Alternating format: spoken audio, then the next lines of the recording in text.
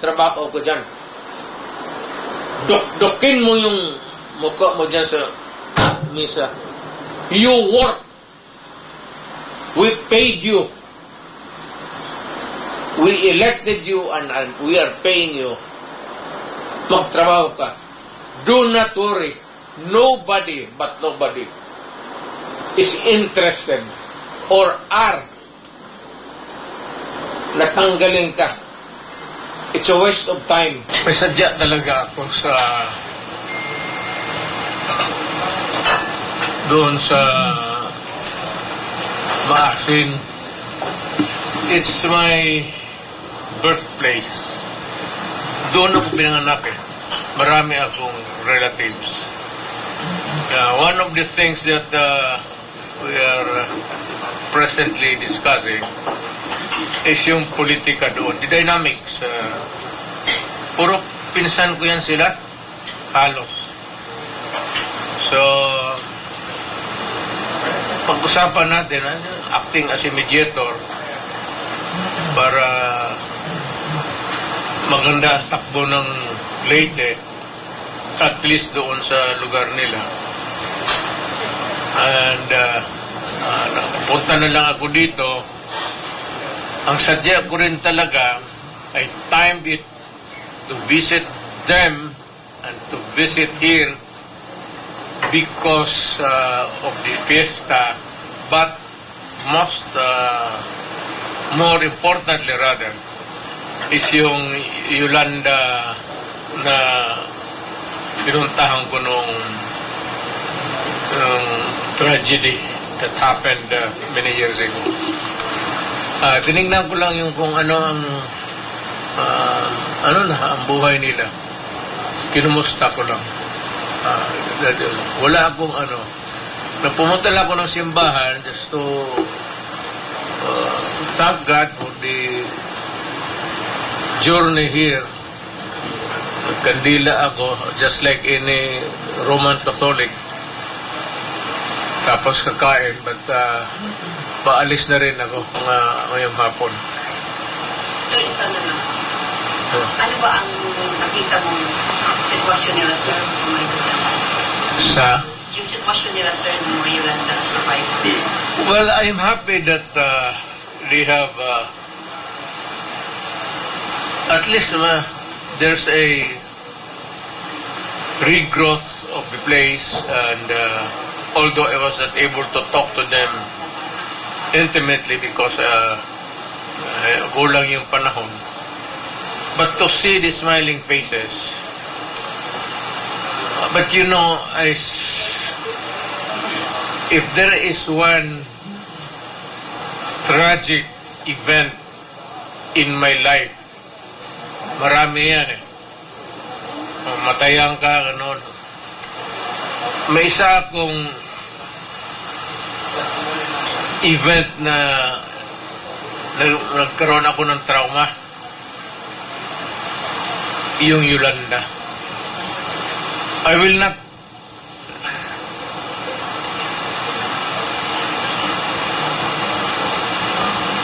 it was a very traumatic experience because ewan ko kung nandoon kayo, but I was there right after. I could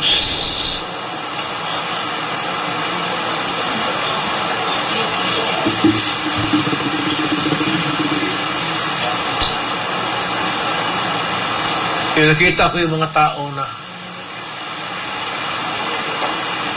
I had to navigate my way towards the regional office of the police to talk to them.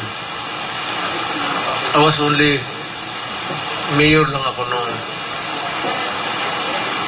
Pero sinabi ko na sa kanila na yung tulong ko,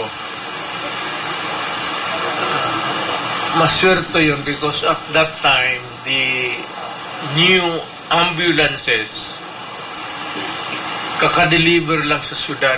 About 10 brand new. So, nung nangyari yun, we were all ears was listening to what was happening here, I said, because I was born here, yung parang umbilical cord ko konektado dito. May roots ako sa Leyte. Kaya ako, kinargahan ko lahat ng 5 trucks. Ito yung ambulansya ko, then pag kinabukasan, nag-chopper ako. Then, it was when I landed na papunta ako doon sa regional command.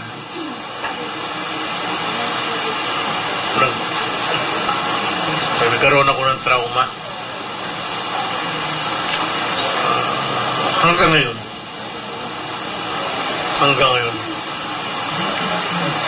One last question na lang ako.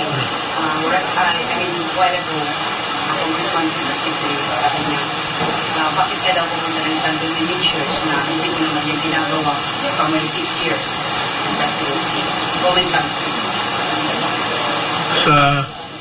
Bakit ako pupunta?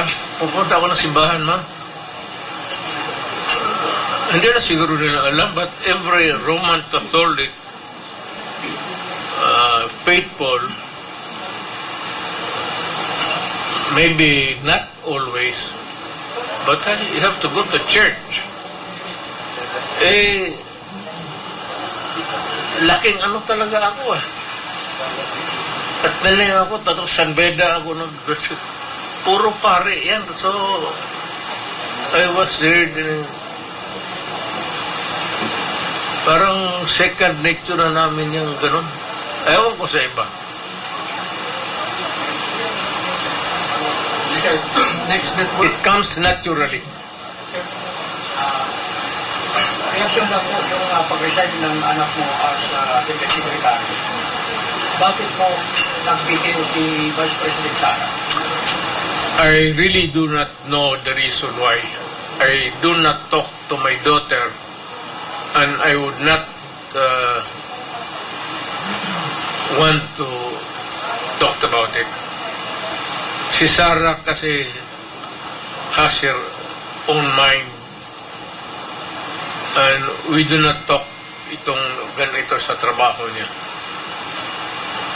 She's parang may distansya kami ni Sarah. Wala ba kayong pinag-usapan dito? Wala. Okay. Next network. Soylot. Former President. Nganong mahadlok man sila, umudagan mo?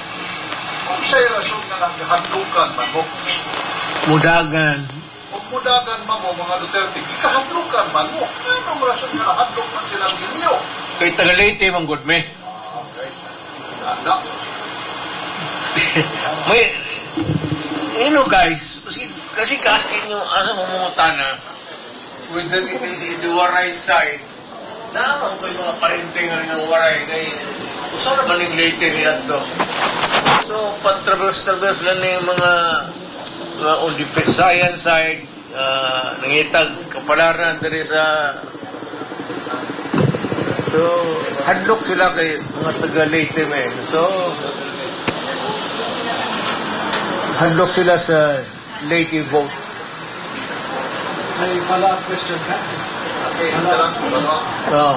Pagkakaroon, kay tanan naman po. Tanan naman siguro, kaya kung wala ikaw sa report, tanan. Sa 2020, isa may tinuod yun na pupunta sa administrasyon. Kana mo'y matubag na to og mo konsulta tas Ginoo. Layo kay na it's too distant really to give a reckoning of what will happen in between year 28 karong anything goes na di tawag kanon kay ana Diyos ray okay ba ana Eastern Visayas?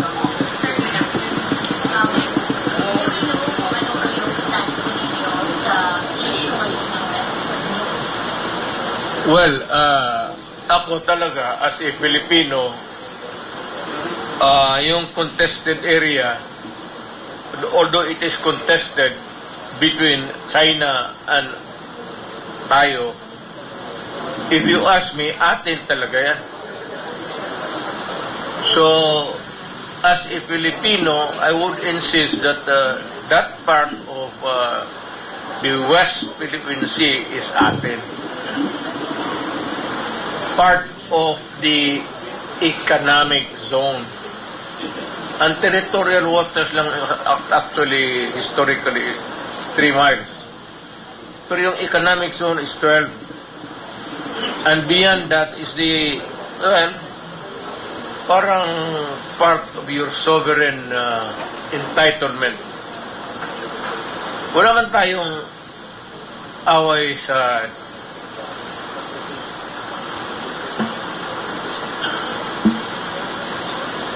relax na lang akong wala man tayong away sa China noon.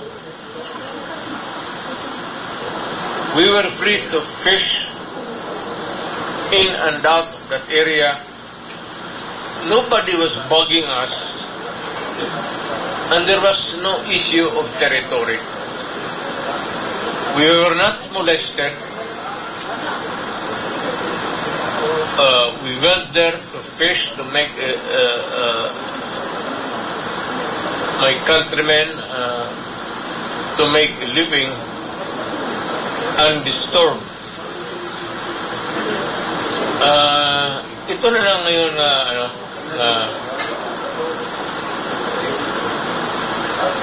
bago itong diskarte, pero alam mo, hindi ko I would be storytelling kung ano talaga nangyari. But alam ninyo kung bakit yan. What started the rock was there.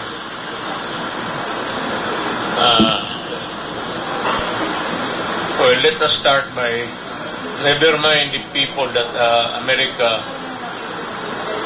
is using, or that is a part of the geopolitics of America. And the Philippines ginamit. So, nagpagamit. Magawa. Kanya-kanyang depende sa kung sinong nag-opo. During my time,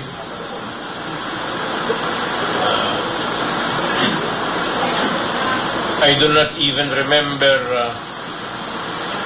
a day of the 6 years that I was president na may kausap akong Amerikano sa Malacanang.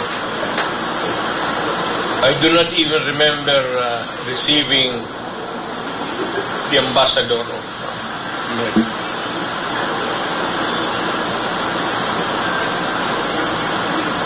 Wala akong hindi ako anti-American, but yung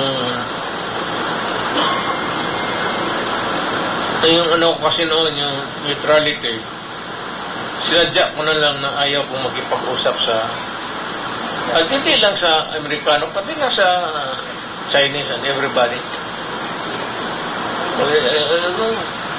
Let's not talk about this thing. Itong foreign policy. The sole organ kasi, remember na, the sole organ sa ating konstitusyon vis-a-vis foreign relation is the president only, not even Congress, not even the barangays. The sole organ sa ating foreign policy is the president.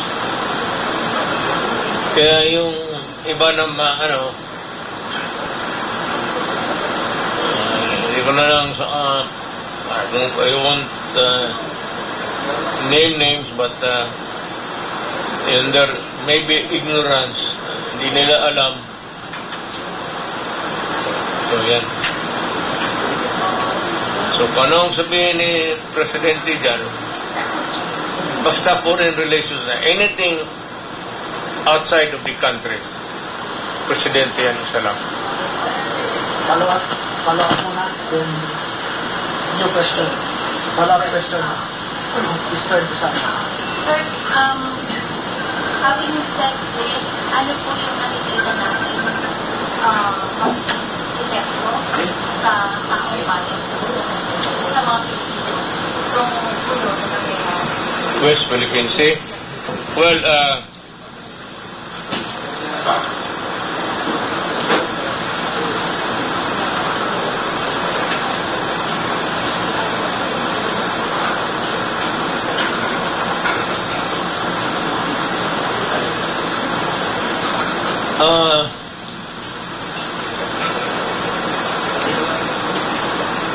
hindi naman siguro. I don't think that it would go out of control.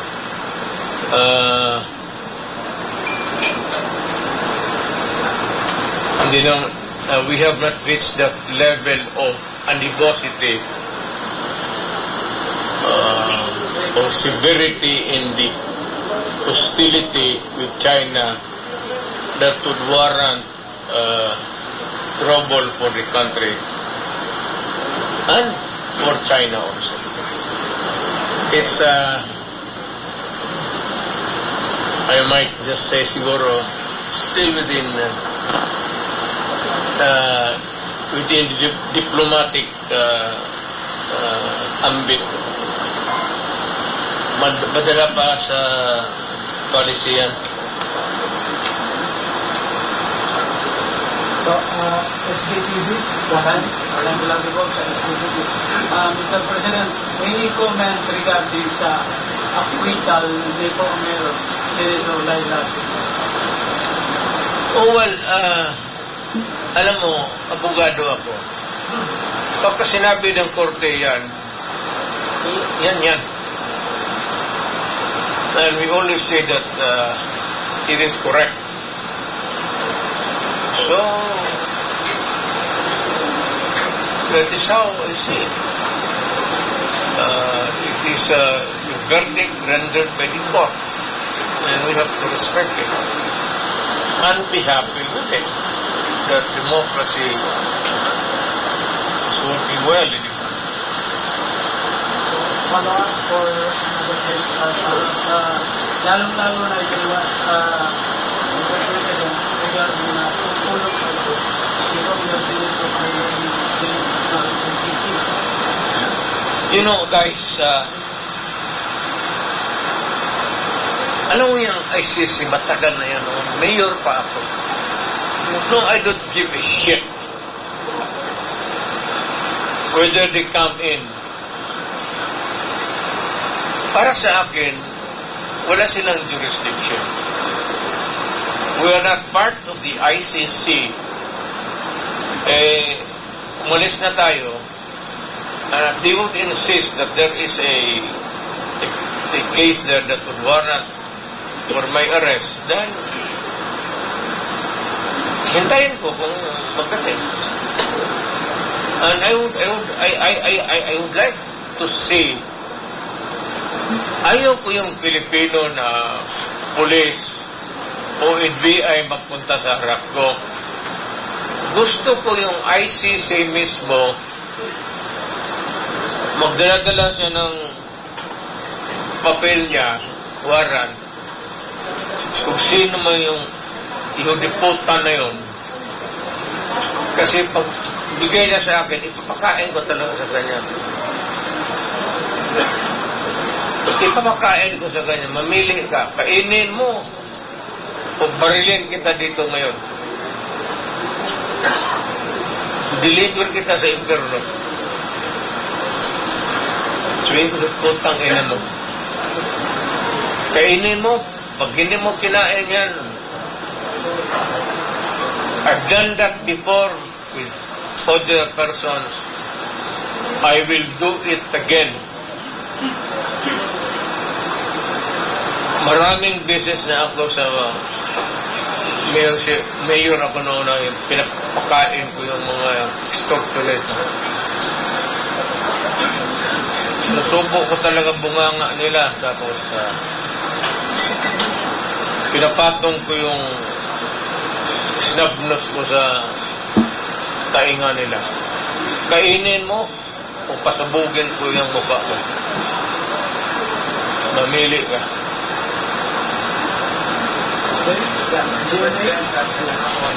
Ano po yung reaction ninyo doon sa ulang punta rito na hakbang Maison with Mayor Pasig na hindi natuloy? At ngayon araw naman, ito naman na ang pasyadon ni Palibot na maaaring mapupusakan kanila doon sa Northern Barangay. Alam mo, itong Maison, let me be very clear on this. Itong hakbang Maison does not call for the ouster of the President Marcos. It does not call for his resignation. It does not call for any, even to change his clothes for the day. Itong hakbang Maison is not directed against Romualdez, the Speaker. It is not against anybody. Ito lang yung sentimento. Alam mo, sa totoo lang, lahat administration, without exception, may pagkakamali talaga yan. So these are the things that pagka hindi talaga, mahirap ngayon magsalita hindi lumalabas. Kasi kayo, do not be offended. Pati kayo. Yung freedom of the press, wala yan.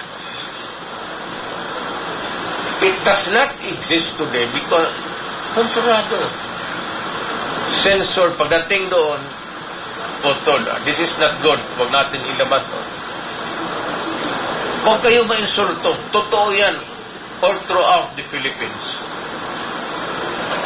Kontrolado talaga. So, ganun ang...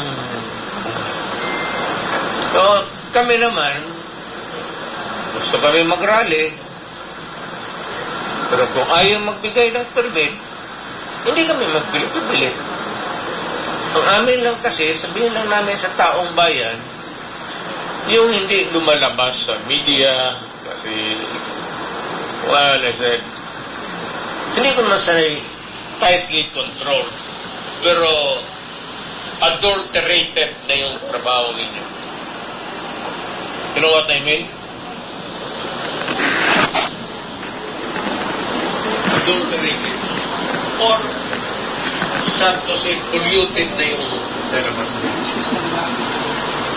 Wala na yung kagaya ng media na freewheeling talaga. Not this time. I do not know. I cannot really give a specific reason why. So, hanggang dyan lang ako. From afar, from a distance, yan ang nakikita ko. As a former mayor and former president. And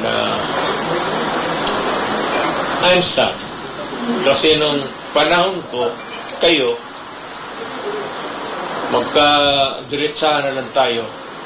Wala akong ginawang gano'n. Wala yung mga editorial, you know,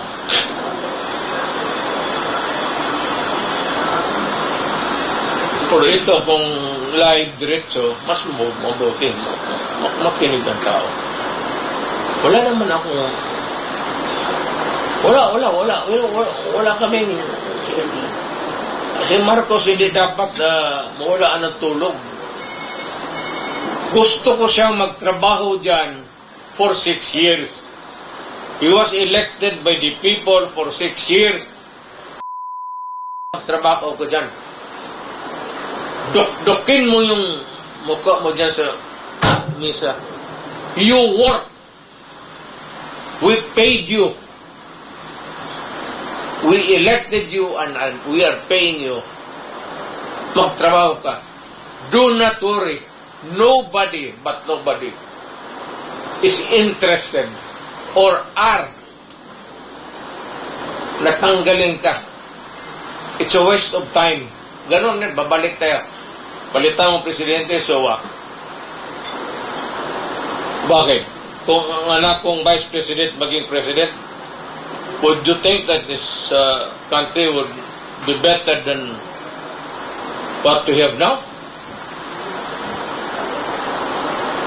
It's not a guarantee just because I'm not interested. As a matter of fact, I'm praying that he should live until the very end of his term. Wala akong ano kay Marcos. Gusto ko siyang magtrabaho kasi binoto natin siya. Magtrabaho ka dyan. Ba't gawain mo para sa bayan? Ngayon, pagkatapos ng 6 years term mo, then makita mo na magsalita ng tao and we will give you the verdict whether or not you were worth the vote.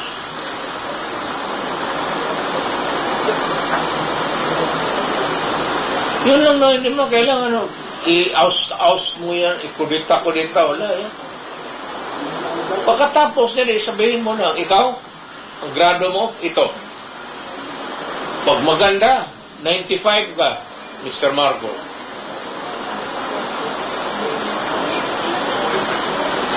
Ganyan lang yan. Ano kaya yung mga takot-takot na yung... Wala yan. Relax ka lang. Walang interesado. Walang... Inday, wag kang pumasok dyan sa presidency. Galing ako dyan. Ayaw ko lang ma-insulto ang Pilipino. Pero trabaho na. Trabaho ka.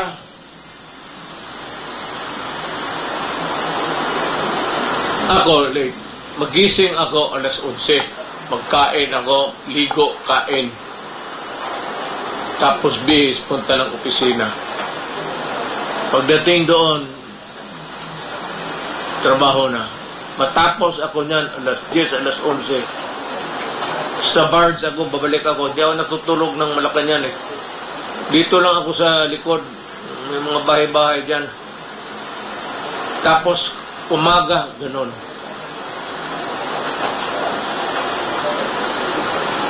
Kasi ang sweldo mo, ganun lang. O ako, ito, nakikinig si Inday. Iwasan mo yung president.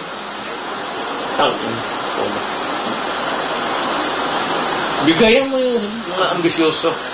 Na ngayon, kung yung may mga ambisyo maging presidente at may sariling agenda sila para sa kapakanan nila, ay, ang ibang istorya.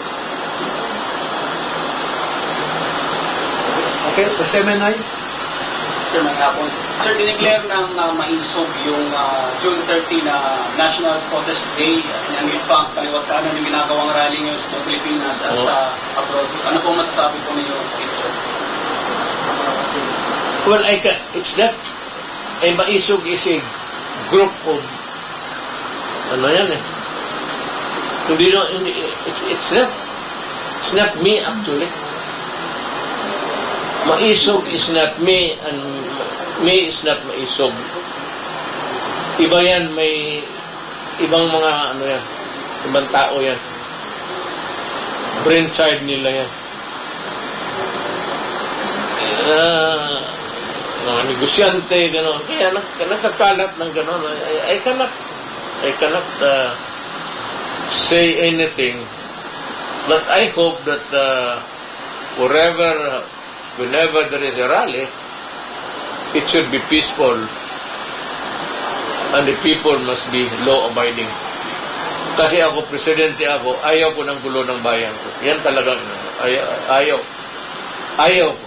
Kasi naging presidente ako. Not even the slightest disturbance. I would not wish it upon my country. Sir, balikan ko lang yung kay De Lima. Sabi niya, mananagot daw po kayo, sir. Sagutin ko siya. Yung sabi niya, sir. Baliktad na ito ngayon. Siya na magligaw sa akin. Nananakot ako ba? Ano, isagot ko sa kanya. Pero sige, okay lang kung medyo gumanda ba siya, bumata ba? Kasi pag hindi na, Sir, balikan ko yung sa... mananagot. Siya yung nagkalat dyan at tapos may exhibition pa siya. Dalawa lang. Question, sir. Di ba? Kita ng lahat ng buong bayan. May exhibition siya na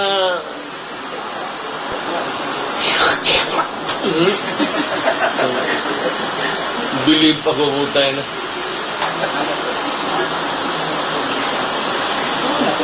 Oh, may sound effect pa. Sir, recently, Vice President Sara posted and Kasi, ito si going back to Dilima. Dilima, baski anong gawin mo? Baski anong gawin mo? Baski anong dasal niya? Magpalansya sa sakro. Yung ginawa niya, she has shamed for generations to come. Yung magdadala ng pangalan niya. Nandyan pa yan niya, pur delikadesa, wala namang pati ako talaga. Ayaw ko. Kasi, alam mo, may mga anak rin akong babae, nanay ko. Pero,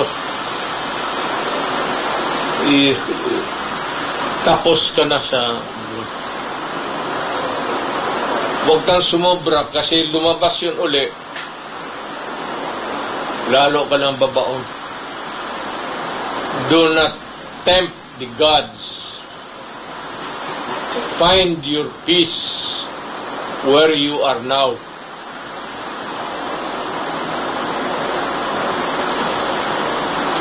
Huwag kang kumalikot ng away kasi pagsisihan mo yan. Anong babawiin mo sa akin?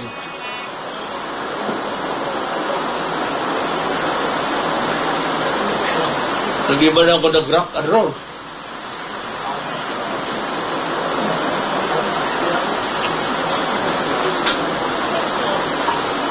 Okay? Sige. Sir, recently, Vice President posted po and confirming that the three Dutertes will run for senator in this upcoming 2022 midterm elections. For the record, are you how true po Yung tatlong presidente. Na mabuti ito, nandito tayo sa Tacloban, dito natin malaman ang totoo. Nawala ka kay Inday. Sus Mariusip nito. I-jamming ka niya na gusto. Wala naman pag balabag yung mga tanong, ito si ano, sagutin ka ng balabag niyan. Saan ka makikita dito? Tatay pati dalawang anak magtakbo ng... So it's not true. Ano ba? Ma'am, auntie,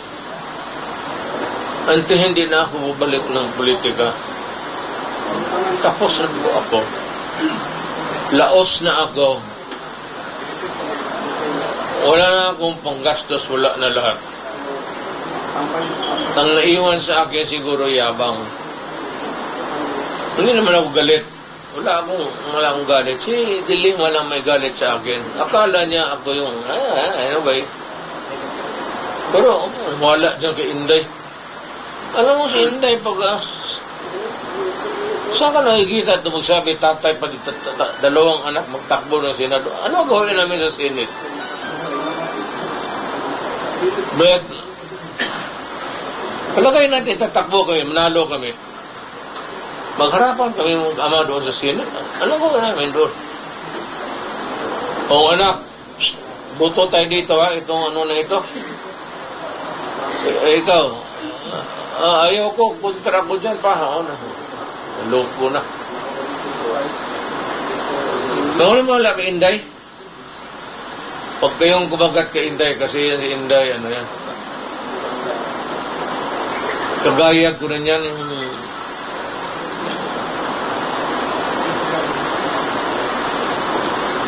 Tulo ako nag-melodown na ako, matanda na. Follow up? Wala pa. May follow up ka, wala pa, diba? Or, okay ka na. Si pa naman, News FM. Former President, atin po ba kayo sa zona ni Vice President Sara?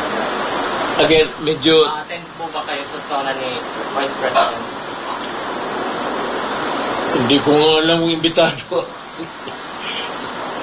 I am not even sure if I'll be allowed to go around building yan. Tabuhin ka ng security. No, iniwan ako na-imbita noon. So, I do not expect to be invited. Baka hindi ako karapat-dapat nandoon. Follow up. Wala. President Duterte, yung I do not expect to be Presidente, na-mention niyo po sa inyong mga speech na kailangan na po natin i-revise yung Constitution. But right now na sa Marcos administration, yung ano mo, parang nag-iba na ayaw mo na. Yung ano mo po dito. Well, at that time, iba yung motivation ko. Itong sanang Congress, tama yung Parliament para mas madali. Pero kasi itong kanila, I suspect, kaya ako at this time I'm raising the red flag, itong term extension na one term only. Yan lang ang i-resign nila. Mag-charter change. Wala yung charter change. Mag-charter change, pero yun lang, one sentence lang. Pagkatapos yan, tapos na yung constitutional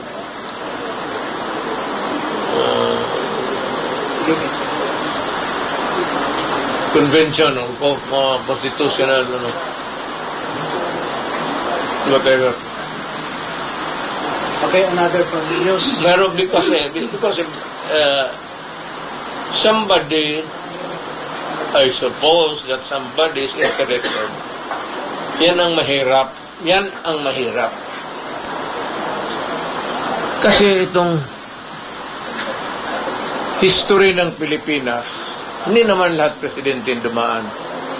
Pero may ibang dumaan presidente na pag nakaupo diyan, gusto nila na hanggang habang buhay na. Demokrasya to eh. Ang demokrasya needs changes. Para iba-ibang leader, Ilocano, Waray, Ilonggo, Muslim, Bisaya, ganoon ang ano ng konstitusyon. Kaya punta suluhuin mo lang isang pamilya. The Constitution guarantees equality. Dapat yan, someday may Waray na presidente, tapos may gano'n. May Ilocano, may Bisaya,